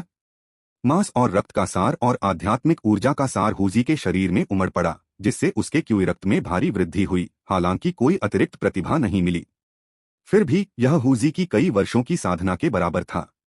धन्यवाद महान पूर्वज, यांगशी ने हंसते हुए कहा। लगता है बिल्ली दानव से मुठभेड़ बुरी नहीं थी, कम से कम इससे हमें एक शानदार दावत मिली। वह काफी सकारात्मक था, लेकिन यांग गेंशुओ ऐसा नहीं सोचता था। उस बिल्ली दानव ने कहा था कि वह वापस आएगी, हमें सावधान रहना होगा। अगर दानव वंश से कुछ और आ गए तो यह व्यूह यांग परिवार की रक्षा नहीं कर पाएगा। इसके अलावा यांग परिवार अब और व्यूह रचनाएं नहीं जोड़ सकता था, क्योंकि केवल जियांग शियाओबाई और यांग फू ही उन्हें नियंत्रित कर सकते थे। उचित नियंत्रण के बिना एक द्वितीय श्रेणी व्यूह रचना अपनी शक्ति का केवल एक अंश ही मुक्त कर पाती, जो बहुत ही व्यर्थ होता। यांग शी को जानकारी देते हुए यांग जेनशुओ ने त्वरित गति से काम जारी रखा। इस लड़ाई के बाद यांग शी वास्तव में शांत हो गया। अब शैतान पवन वन में गहराई तक जाने की हिम्मत नहीं हुई और यांग परिवार ने स्पिरिट लेक मैनर में बंद दरवाजे के पीछे साधना शुरू कर दी। लेकिन यांग जेनशुओ ने एक सप्ताह बाद एक रात को कुछ देर तक देखने के बाद बिल्ली आत्मा पंख नामक बिल्ली दानव को देखा। हुयू एक मंत्रमुग्ध आत्मा तितली पर आ रहा था। उसके चेहरे पर प्यास साफ दिखाई दे रही थी। मानव, मेरे मानव! यांग जेनशुओ तुरंत प्रकट हुए और यांग परिवार के लोगों को बचाव के लिए बुलाया। यह बिल्ली दानव वास्तव में बहुत चालाक है। यांग गेंशुओ को भी समझ नहीं आया कि उसने यांगशी पर हमला करने पर जोर क्यों दिया, क्योंकि ऐसा लग रहा था कि कोई गहरी नफरत नहीं थी। दानव कबीले की विचार प्रक्रिया समझ में नहीं आ रही है। हो सकता है कि वे कुछ हद तक कट्टर हों, लेकिन सफल रक्षा अनुभव के साथ यांग परिवार डर नहीं रहा था और उसने भयंकर युद्ध के एक और दौर में व्यू को तैनात किया, जो रात में अच्छी तरह से चला और बिल्ली दानव अभी भी व्यू को नहीं तोड़ सका। आत्मा तितली को भी यांग परिवार ने पकड़ लिया। जाते समय उसकी आंखें जुनून से भर गईं। मैं वापस आऊंगी। इन अशुभ शब्दों को सुनकर यांग गेंशुओ को पता था कि यांग परिवार को एक बार फिर परेशान किया जाएगा, लेकिन ऐसा लगता है कि वह यांग परिवार के लिए एक और क्यूई शोधन स्तर का दानव जानवर भी लेकर आई है। यांग जेनशुओ ने अपना सिर खुजलाया। ऐसा प्रतीत हुआ कि परिणाम से उन्हें लाभ हुआ है। आशीर्वाद अवशोषण। आत्मा तितली का सार यांगशी के शरीर में अवशोषित हो गया। क्यूई रक्त उमड़ पड़ा और उन्होंने एक नई प्रतिभा प्राप्त की, एंटीटॉक्सिन। मृत्यु स्तर। शरीर विभिन्न विषाक्त पदार्थों का प्रभावी ढंग से प्रतिरोध कर सकता है। अच्छा अच्छा अच्छा, एक और छोटी प्रतिभा अर्जित की। यह उन साधकों के विरुद्ध भी उपयोगी होगा जो विष का प्रयोग करने में माहिर हैं। समय तेजी से बीतता गया। यांगशी ने यांग परिवार पर बिल्ली दानव के हमलों के डर से इस वर्ष भी नहीं जाने का फैसला किया। 19वें वर्ष का 120वां दिन, बिल्ली आत्मा पंख खूयू एक आकर्षक अग्निभृंग दानव जानवर लेकर आया। उसने यांग परिवार के स्पिरिट लेक मनोर पर हमला किया, लेकिन उसे पीछे हटा दिया गया और क्यूई शोधन 5वीं परत की एक अग्निभृंग लाश को पीछे छोड़ दिया। यांग फुशुओ पर आशीर्वाद का उपयोग करते हुए अवशोषण। अग्नि तत्व का सार यांग फुशुओ के शरीर में प्रवेश कर गया। उसका क्यूई रक्त बढ़ गया। उसके शरीर की ताकत शरीर शोधन की 4थी परत तक पहुंच गई। अग्नि आध्यात्मिक शक्ति से भर गई। भ्रूण श्वास की 4थी परत को तोड़ते हुए प्रतिभा प्राप्त की, अग्नि कवच। मौत का स्तर। 19वें वर्ष का 130वां दिन, बिल्ली आत्मा पंख खूयू ने यांग परिवार के अग्नि व्यूह का मुकाबला करने के लिए एक जल तत्व दानव पशु बिबो पक्षी को मोहित किया। आधी रात तक चली एक लंबी लड़ाई के बाद यांगशी और एक छाया चमगादड़ ने हस्तक्षेप किया और बिबो पक्षी को संभाला। बिल्ली दानव पीछे हट गया। और क्यूई शोधन 5वीं परत के एक बिबो पक्षी के शव को पीछे छोड़ गया। यांगशी पर आशीर्वाद का प्रयोग अवशोषण शक्ति में वृद्धि हुई, लेकिन कोई प्रतिभा अर्जित नहीं हुई। 19वें वर्ष का 145वां दिन बिल्ली आत्मा पंख हुयू ने भूमिगत से चुपके से आने के इरादे से एक ड्रिलिंग बीटल को आकर्षित किया और यांग परिवार द्वारा खोजा गया क्यूई शोधन 6ठी परत की एक ड्रिलिंग बीटल लाश प्राप्त करना। यांगशी पर आशीर्वाद का प्रयोग अवशोषण शरीर की शक्ति में वृद्धि। अर्जित प्रतिभा ड्रिलिंग नश्वर स्तर। 19वें वर्ष का 175वां दिन बिल्ली आत्मा पंख हुयू ने एक उच्चस्तरीय दानव राक्षस रंगीन पंखों वाले पेंग को मोहित किया, जिसके 5 तत्वों की आध्यात्मिक विधि से आकाश जितने व्यापक हमले भयंकर थे, जिससे यांग परिवार की व्यूह रचना में बाधा उत्पन्न हुई। यांगशी को थंडर तावीज का उपयोग करने के लिए बाध्य होना पड़ा। एक स्वर्गीय थंडर ने अमेरिकी एआइडो के साथ मिलकर रंगीन पंखों वाले पेंग को गंभीर रूप से घायल कर दिया। बिल्ली दानव अब व्यूह रचना को विचलित नहीं कर सका, पीछे हट गया और पीछे क्यूई शोधन 5वीं परत के उच्चस्तरीय दानव राक्षस रंगीन पंखों वाले पेंग का एक शव छोड़ गया। यांग फू पर आशीर्वाद का उपयोग अवशोषण 5 तत्वों की अनुकूलता आध्यात्मिक शक्ति में उल्लेखनीय वृद्धि अर्जित प्रतिभा 5 तत्वों का संतुलन पृथ्वी स्तर। अरे यह टैलेंट अच्छा है। 5 तत्व संतुलन पृथ्वी स्तर 5 तत्व आत्मा मूल में +2। यह तो 2 और अस्थि मज्जा सफाई गोलियां खाने जैसा है। इससे स्पिरिट रूट प्रतिभा में सीधे तौर पर वृद्धि होती है, जो कि प्रभावशाली बात है। आप देखिए यांग फू की स्वर्गीय स्तर की प्रतिभा सहज बुद्धि उसके 5 तत्व आत्मा मूल को 10 अंक तक बढ़ा देती है। इसलिए पृथ्वी स्तर की प्रतिभा द्वारा आश्चर्यजनक रूप से 2 अंक जोड़ना वास्तव में एक सुखद आश्चर्य है। अमर साधना की लंबी यात्रा में आत्मा मूल का प्रत्येक बिंदु भविष्य पर महत्वपूर्ण प्रभाव डाल सकता है। अब यांग फू की 5 तत्व आत्मा जड़ 36 अंक तक पहुंच गई थी। यह ट्रिपल स्पिरिट रूट कल्टीवेटर के बराबर है।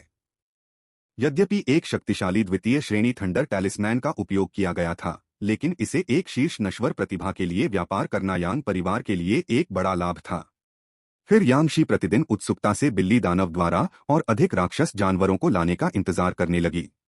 2 महीने बीत गए और बिल्ली दानव फिर कभी नहीं आया। 19वें वर्ष के 235वें दिन की रात यांगशी छाया चमगादड़ पर सवार होकर शैतान पवन वन में साथी ताओवादी बिल्ली की तलाश में निकला। यांग जेनशुओ ने यह जानकारी देखकर लगभग अपना पेट थूक दिया। हे भगवान, धिक्कार है साथी दाओवादी बिल्ली पर। क्या आप नहीं जानते? यांगशी ने पुरानी जगह का चक्कर लगाया और वास्तव में हुयू को पाया, जो शिकार कर रहा था। डांट से सावधान रहो। एक सुनहरा पंख बुरी तरह से बिल्ली दानव की पीठ में घुस गया, जिससे वह क्रोध से भड़क उठी।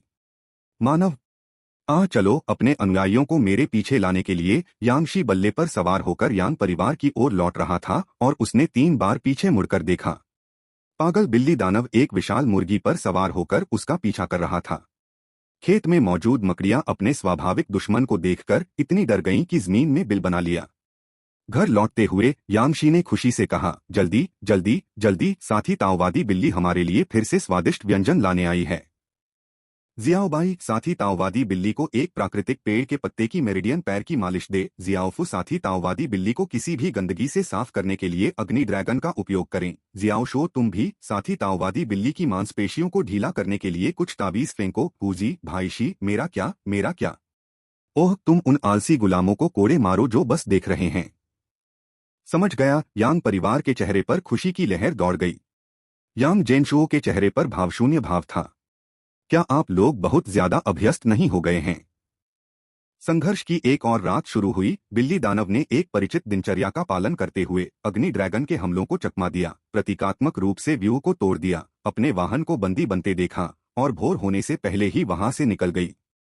इसका समापन यांग परिवार के आंगन में जयकारे के साथ हुआ। जैसे ही कैट सोल फेदर हुयू वहां से चली गई, वह कुछ हद तक चकित महसूस करने लगी। दादी, मुझे लगता है कि मुझे इंसानों ने नियंत्रित कर लिया है। 2 टिप्पणी वोट 3/2। यांग जेनशुओ ने एक निश्चित मुर्गे का सार यांगशी में स्थानांतरित करने के लिए आशीर्वाद अवशोषण का उपयोग किया, जिससे उनकी शारीरिक शक्ति में एक और उछाल आया। लेकिन दुर्भाग्य से मुर्गे की सामान्य गुणवत्ता के कारण उन्होंने कोई प्रतिभा हासिल नहीं की। केवल उच्च गुणवत्ता वाले प्राणी ही अवशोषण पर प्रतिभाएं प्रदान कर सकते हैं। काश और भी उच्चस्तरीय राक्षस जानवर उपलब्ध होते। हालांकि धूप इतनी तेजी से खत्म हो रही है, हम पहले ही 240 पॉइंट इस्तेमाल कर चुके हैं और इन दिनों दानव कबीले से मुठभेड़ के अलावा कोई अतिरिक्त धूप कमाई नहीं हुई है। मैंने अगले बच्चे के लिए 200 पॉइंट बचा रखे हैं। जिससे 150 पॉइंट हमारे इस्तेमाल के लिए बचे रहेंगे। हम अभी भी 5 और राक्षस जानवरों को अवशोषित कर सकते हैं। अपने अनुभवों की परिश्रमपूर्वक गणना और सारांश करते हुए यांग गेंशुओ को निराशा का सामना करना पड़ा। अगले दिनों में यांगशी ने शैतान पवन वन के अंदरूनी से में कई यात्राएं की, लेकिन फिर कभी उदार बिल्ली साथी नहीं मिली। इस वजह से यांगशी प्रतिदिन पश्चाताप और विलाप से भर जाता था। आधी रात को जागते ही मेरी आंखों के सामने मेरी बिल्ली साथी के साथ गहन चर्चा के दृश्य हमेशा कौंध जाते हैं। यांग परिवार हमारी बिल्ली साथी के बिना नहीं रह सकता, जैसे जुआन स्टोन संप्रदाय पहली वरिष्ठ बहन के बिना नहीं रह सकता। अब इस पर विचार करते हुए, हालांकि वह बिल्ली साथी दानव कबीले का साथी, फिर भी उनका आकर्षण काफी स्पष्ट था। जियांग शियाओबाई ने यांगशी के सिर की ओर इशारा किया। मेरे प्यारे पति, आप मेरे आकर्षण के बारे में क्या सोचते हैं?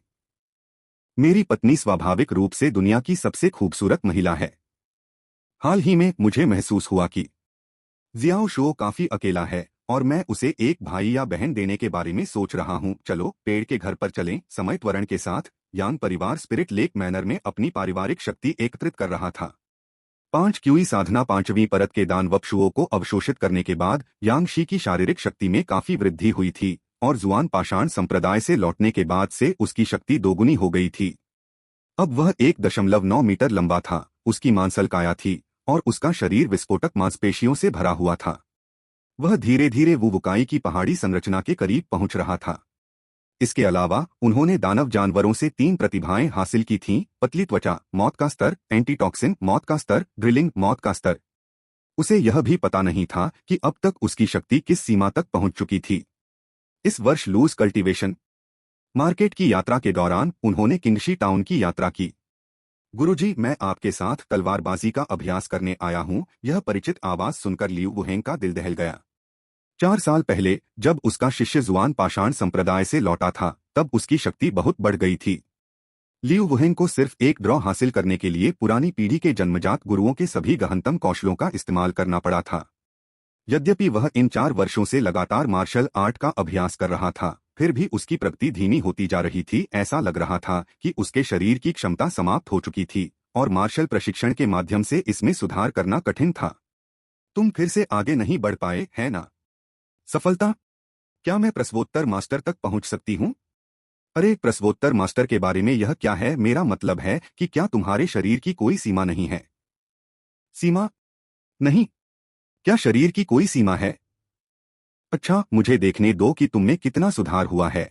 Outer haven flying immortal Liu वुहेंग ने अपनी तलवार की तकनीक को अत्यंत क्रूरता के साथ चलाया। उनकी शारीरिक शक्ति निश्चित रूप से मजबूत युवा यांगशी के बराबर नहीं थी, इसलिए उन्होंने एक ही निर्णायक चाल से उस पर विजय पाने का लक्ष्य रखा। अतीत में जब यांगशी को अपने गुरु की इस तकनीक का सामना करना पड़ा था, तो उन्हें इससे निपटने के लिए अपने पूरे दिमाग का इस्तेमाल करना पड़ा था। पर अब धीमा, बहुत धीमा। झनकार! यांगशी ने अपनी तलवार भी नहीं निकाली थी, उसने बस मास्टर की मिड ग्रेड मैजिक तलवार को 2 उंगलियों के बीच दबा लिया था। अति आत्मविश्वासी मत बनो। लियू वुहेंग ने अपनी तलवार आगे बढ़ाई, जिससे ट्रू क्यूई फूट पड़ी। तलवार क्यूई तलवार के साथ सीधे यांगशी के चेहरे की ओर चली। यांगशी अचानक झुक गया, तलवार क्यूई को चकमा देते हुए। टकराना! उसने मुक्का मारा और लियू वुहेंग की तलवार उड़ गई।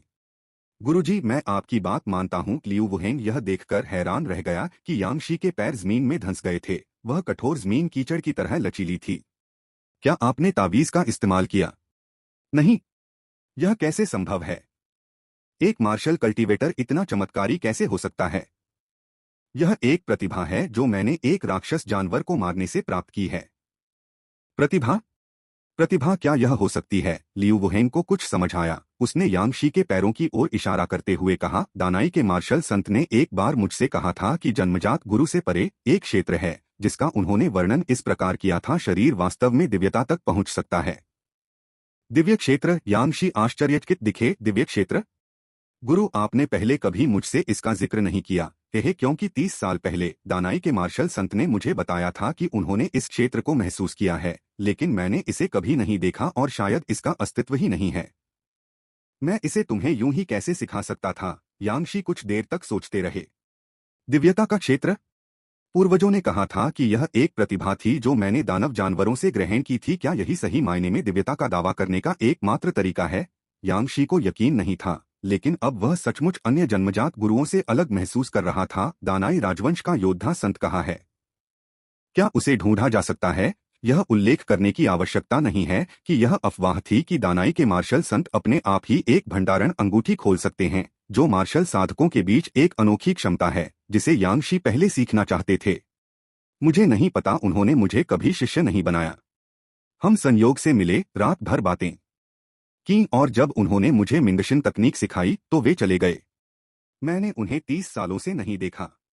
30 साल हो, यांगशी ने सोचा।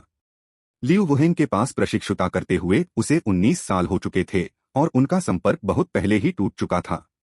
हालांकि यदि आप राजधानी दानाई जाते हैं तो आप उसके बारे में पूछताछ कर सकते हैं, क्योंकि उसके दानाई डिक्री ब्यूरो के साथ कुछ संबंध हैं। ओह, इस मार्शल संत का नाम क्या है? मार्शल संत? मेरा मतलब उसका असली नाम है। मार्शल संत? गुरुजी, क्या आप कंजूस हैं कि तलवार चलाने की शिक्षा के नाम पर अपने शिष्य को डांट भी नहीं सकते और जानबूझकर मुझे चिढ़ा रहे हैं? उनका उपनाम मार्शल है और उनका दिया गया नाम सेंट है। यांगशी कुछ देर के लिए चुप हो गए, उन्हें समझ नहीं आ रहा था कि क्या कहें। सच्चा मार्शल संत? यह जानकारी जानने के बाद यांगशी ने इसे अपने दिल में नोट कर लिया और लूज कल्टीवेशन मार्केट समाप्त होने के बाद मार्शल सेंट के बारे में पूछताछ करने के लिए राजधानी दानाई का दौरा करने की योजना बनाई। हाल ही में यांगशी को ठीक से पता नहीं था कि वह किस क्षेत्र में पहुंच गया है। वह केवल इतना जानता था कि वह अपने पूर्वज की सहायता से अभी भी मजबूत हो रहा था, लेकिन उसका भविष्य किस दिशा में था? और उसके गुरु ने उसे एक मार्ग दिया था, दिव्यता क्षेत्र। 30 साल पहले मार्शल सेंट ने अगले क्षेत्र को समझ लिया था और अब तक शायद वे दिव्य क्षेत्र को प्राप्त कर चुके होंगे। यदि कोई शारीरिक रूप से दिव्यता तक पहुंच सकता है तो शायद उसके पास वास्तव में आधार स्थापना चरण में एक साधक से लड़ने की योग्यता हो सकती है। दानव कुल के शरीर भी बेहद मजबूत होते हैं। अगर वह ताओवादी बिल्ली आते समय इतनी उत्तेजित न होती तो बैठकर बातें करना बहुत अच्छा होता। इन विचारों के साथ यांगशी लापरवाही से लूज कल्टीवेशन मार्केट में टहल रहे थे।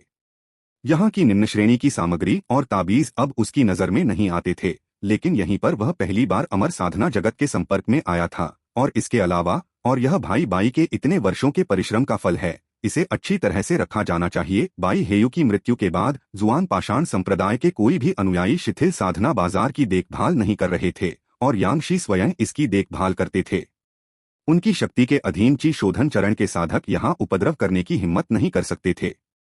उन सभी को उचित लेन देन करना था। मैं घोषणा करता हूँ, लूज कल्टीवेशन मार्केट में दानव भगवान के मार्शल संतों की प्रतियोगिता अब समाप्त हो गई है। विजेता है ताओवादी मोझोंग। यह एक परिचित प्रतियोगिता थी, लेकिन विजेता की घोषणा करने वाला व्यक्ति बदल गया था।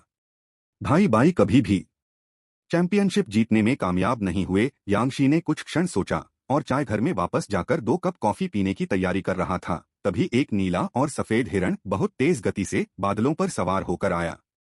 सुरुचिपूर्ण और स्वतंत्र, बिल्कुल एक रहस्यमय जानवर की तरह। यह कुछ कुछ परिचित सा लग रहा था। इस समय लूज कल्टीवेशन मार्केट में सभी किसान मंत्रमुग्ध हो गए। ऐसे दिव्य हिरण की सवारी करने के लिए उस बुजुर्ग में किस प्रकार की शान होनी चाहिए? क्या यह संभवतः एक फाउंडेशन स्थापना महाशक्ति का पर्वत हो सकता है? देखो देखो, दिव्य मृग नीचे उतर रहा है, हमारी ओर उड़ रहा है। जैसे जैसे दिव्य हिरण करीब आता गया और अंततः किंगशी काउंटी में उतरा, यांगशी को अंततः पता चल गया कि यह परिचय कहाँ से आया था।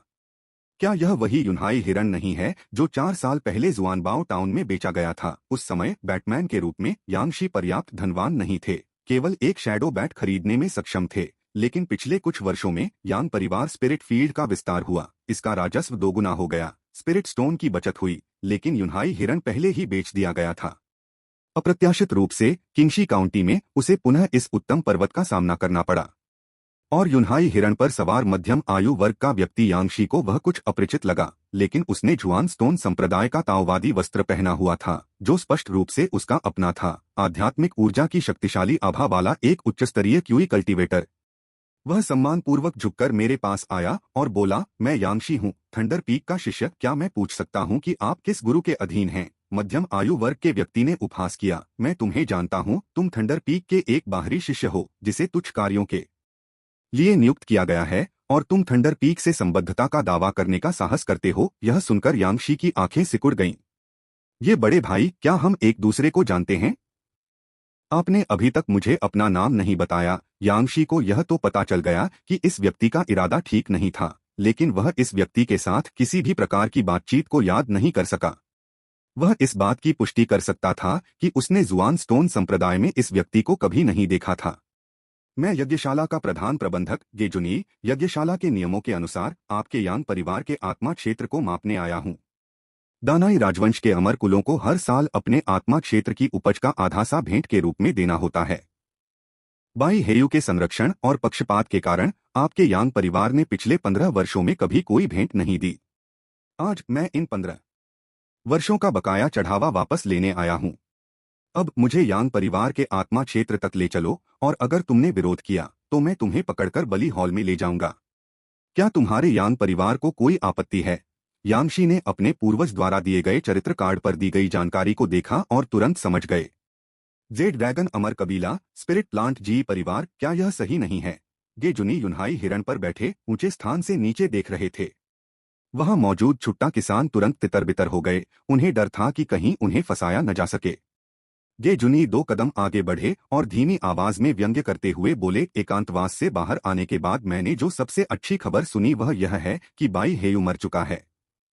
अब मैं देखना चाहता हूं कि आपकी रक्षा कौन कर सकता है। अनाज से बचाव वाले केक का फार्मूला मुझे दे दो और मैं तुम्हारे परिवार की जान बख्श दूंगा। 0 टिप्पणी वोट 3 बचे दानाई राजवंश, यूलोंग काउंटी, पन्ना बासवन। आत्मा संयंत्र अमर कबीले जी परिवार। परिवार के मुखिया जी जियांगेंग ने अपने बाएं हाथ में एक नीली जेड बोतल पकड़ी हुई थी और अपने दाहिने हाथ में एक मंत्र बना रहे थे, तथा पिछले 10 वर्षों में पन्ना बांस के जंगल में पैदा हुई मंद जन्मजात लकड़ी आध्यात्मिक ऊर्जा को लगातार छोटी जेड बोतल में अवशोषित कर रहे थे। हरे रंग की आध्यात्मिक ऊर्जा पतली रेखाओं में बदल गई जो उसके हाथ की ओर तैरती हुई आई और अंतः शुद्ध जन्मजात काष्ठ आध्यात्मिक ऊर्जा के एक कण में एकत्रित हो गई। अंतर्निहित नीला लकड़ी आध्यात्मिक ऊर्जा प्राप्त जी जियांगेंग ने जेड की बोतल को अपने भंडारण रिंग में रख लिया और काफी संतुष्ट महसूस किया। यह जन्मजात नीला लकड़ी आध्यात्मिक ऊर्जा जी परिवार के आधारभूत पहलुओं में से एक थी, जो हर दशक में एक बार प्राप्त होती थी। अतीत में इसी जन्मजात नीला काष्ठ आध्यात्मिक ऊर्जा के साथ गे परिवार के प्राचीन पूर्वजों ने क्यूई शोधन चरण में प्रवेश किया था, जिसने गे परिवार के अमर कुल की दीर्घकालिक समृद्धि सुनिश्चित की। उनके पास क्यूई शोधन चरण में प्रवेश करने की कुंजी थी, और अधिकांश वंशज जिन्होंने काष्ठ संवर्धन विधि का अभ्यास किया वे सफलतापूर्वक क्यूई शोधन चरण में प्रवेश कर गए। हर 10 साल में जन्मजात लकड़ी आध्यात्मिक ऊर्जा का एक झोंका पैदा करने के अलावा पन्ना बांस वन के हिस्से में आध्यात्मिक वस्तुओं की खेती से आधे प्रयास में दोगुना परिणाम प्राप्त हुआ, और जी परिवार की 100 साल की नींव का एक अच्छा सा इस भूमि से प्राप्त हुआ। हालांकि इन वर्षों में एमरल्ड बांस वन के बाहर कोई कदम नहीं उठाया गया था। जी परिवार अभी भी एक छोटा स्थानीय अमर कबीला था और अभी तक किसी ऐसे व्यक्ति को जन्म नहीं दिया था जो फाउंडेशन स्थापना चरण में महान खेती तक पहुंच गया हो। फाउंडेशन स्थापना महान दाव को प्राप्त करना यह कितना कठिन है। क्या मेरे गे परिवार की 100 साल की नींव मेरे चाचा के लिए एक फाउंडेशन स्थापना आध्यात्मिक वस्तु के बदले में बदल सकती है? गे जियांगेंग इस बात से बहुत चिंतित थे। वे 40 सालों से परिवार के मुखिया थे। हालांकि गे परिवार कुछ हद तक विकसित हो गया था, लेकिन कोई खास बदलाव नहीं आया था। वे अब भी अपनी छोटी सी जमीन की रखवाली करते हुए रहते थे। आखिरकार आत्मारोपण साधना के 100 कौशलों में सबसे निचली परत है। इस बार की सफलता निश्चित रूप से गे परिवार के लिए एक नया मार्ग प्रशस्त करेगी। 18 साल बीत गए हैं और अंततः मुझे फिर से अवसर मिल गया है। जन्मजात लकड़ी आध्यात्मिक ऊर्जा को इकट्ठा करने के बाद जी जियांगेंग जी परिवार परिषद हॉल की ओर बढ़ी, जहां जी परिवार के सभी मुख्य सदस्य पहले से ही एकत्र हुए थे। परिवार के मुखिया सभी लोग खड़े होकर परिवार के मुखिया के प्रति गहरा सम्मान प्रदर्शित कर रहे थे। यद्यपि जी जियांगेंग की प्रतिभा औसत दर्जे की थी, वर्तमान में वह क्यूई साधना के 6ठे स्तर पर ही थी, फिर भी उसकी रणनीति और गहरी अंतर्दृष्टि परिवार के लिए तीक्ष्ण उपकरण थे। बैठ जाओ। यह सभा एक महत्वपूर्ण मामले को जारी रखने के लिए बुलाई गई थी जो पहले पूरा नहीं हुआ था। चाचा जी जुनी एकांतवास छोड़कर क्यूई साधना के 8वें स्तर पर पहुंच गए हैं। उनकी शक्ति अगाध है। जुआन पाषाण संप्रदाय के आंतरिक संप्रदाय के शिष्यों में भी उनका स्थान शीर्ष 10 में है, और वे जुआन पाषाण संप्रदाय के लिए श्रद्धांजलि संग्रह के महत्वपूर्ण कार्य की देखरेख भी करते हैं। अपनी शक्ति और पद के बल पर वे यांग परिवार पर पूर्ण प्रभुत्व स्थापित कर सकते हैं, और हम भी वैध आधार पर हैं। इससे पहले बाई हेयू के संरक्षण में यांग परिवार ने कई वर्षों तक चढ़ावा नहीं दिया था और जुआन स्टोन संप्रदाय के सेक्टर लीडर सभी क्षेत्रों से प्राप्त श्रद्धांजलि को सर्वोच्च प्राथमिकता देते हैं। अगर दूसरे लोग उनके लिए बोलना भी चाहें तो उनके पास कोई औचित्य नहीं होगा। यह हड़ताल हमारे लिए जीतना जरूरी है। एक बार जब हम अनाज परिहार केक की विधि प्राप्त कर लेंगे तो हमारा परिवार जुआन स्टोन संप्रदाय के लिए आध्यात्मिक भोजन प्रदान करेगा। पन्ना बांस वन में आध्यात्मिक अनाज की फसल के साथ प्रति वर्ष 10,000 स्पिरिट स्टोन अर्जित करना असंभव नहीं है। परिवार के मुखिया का जोरदार लहजे और भविष्य की संभावनाओं से भरा भाषण सुनकर हर कोई अपनी सहमति जताने से खुद को रोक नहीं सका। प्रति वर्ष 10,000 आत्मा पत्थर मेरागे परिवार दानाई राजवंश में नंबर 1 अमर कबीला बन सकता है। उस शीर्ष स्तरीय स्पिरिट बीस्ट क्लाउड सी डियर के लिए हमें इतने वर्षों की बचत खर्च करने की आवश्यकता नहीं होगी। हम हर साल एक खरीद सकते हैं। अब से मेरा जी परिवार तेजी से आगे बढ़ेगा और भविष्य में वास्तव में अपना स्वयं का संप्रदाय स्थापित करने का अवसर मिलेगा। जब सभी लोग परिवार के उज्जवल भविष्य पर विचार कर रहे थे, एक मध्यम आयु वर्ग का साधक जो गे जियांगिंग से 80% मिलता जुलता था, हंस पड़ा। क्या होगा अगर लोग पालन न करें, उन्हें मार दें और नुस्खा चुरा लें? हम सभी जुआन स्टोन संप्रदाय के अनुयायी हैं, यहाँ तक कि थंडर पीक से भी। क्या आपको डर नहीं है कि संप्रदाय आपके परिवार को दोषी ठहराएगा? मेरी राय में चूंकि चाचा पहले से ही क्यूई साधना के 8वें स्तर पर हैं, उन्हें इन बुरे सौदों में शामिल नहीं होना चाहिए। बेहतर होगा कि वे साधना पर ध्यान केंद्रित करें और जितनी जल्दी हो सके फाउंडेशन स्थापना प्राप्त करें ताकि वास्तव में हमारे जी परिवार की मदद हो सके। जब भी उसका भाई गे जियांगशु अपना मुंह खोलता था तो उसे सिरदर्द होने लगता था। वह अनिश्चित था और उसके हृदय में अवास्तविक कल्पनाएं पलती रहती थीं। हालांकि उनके शब्दों ने वास्तव में परिवार के सदस्यों को बहुत सोचने पर मजबूर कर दिया। इसलिए जी जियांगिंग के पास धैर्यपूर्वक समझाने के अलावा कोई विकल्प नहीं था। मैं 4 साल से किंगशी काउंटी कार्यशाला का निरीक्षण कर रहा हूं और अब यांग परिवार का कोई समर्थक नहीं बचा है। एक नश्वर गुरु के पास ऐसा क्या गुण है कि वह इसका पालन न करे? चाचा काष्ठ तत्व विष साधना का अभ्यास करते हैं। वे उन्हें मृत्यु से मुक्ति दिए बिना ही मृत्यु की कामना करवा सकते हैं। कोई भी इसे बर्दाश्त नहीं कर सकता। जब बरामद किए गए प्रसाद को जुआन पाषाण संप्रदाय को सौंपने का समय आया तो स्वाभाविक रूप से कोई भी मना नहीं कर सका। जी शियांगशु ने अपना सिर हिलाया। इन वर्षों में उनके परिवार ने काफी मात्रा में स्पिरिट स्टोन जमा कर लिए हैं। कौन जानता है कि उनके पास कोई तुरुप का पत्ता है या नहीं? हाँ हाँ, अगर वह खुलकर विरोध करने की हिम्मत करता है तो और भी अच्छा है। बलिदान हॉल के शिष्य स्वाभाविक रूप से यांग परिवार को कुचलने के लिए एकजुट हो जाएंगे और मैं सचमुच उम्मीद करता हूं कि वह ऐसा ही करे। क्या तुम्हें डर नहीं है कि चाचा अपनी चालों से तुम्हारे विरुद्ध षड्यंत्र रच सकते हैं? मैं गे परिवार चाचा के लिए मेघ सागर मृग प्राप्त करने के लिए अपने परिवार की विरासत को समाप्त कर चुका हूं। उनकी तो बात ही छोड़िए, क्योंकि साधना सिद्धि प्राप्त कोई साधक भी उनसे आगे नहीं बढ़ सकता। मैंने उनकी सुरक्षा का विचार बहुत पहले ही कर लिया था, छोटे भाई। मैंने तुमसे 10 गुना ज्यादा सोचा है। इस बार मैंने बिना किसी चूक के योजना बनाई है। हारने की कोई संभावना नहीं है।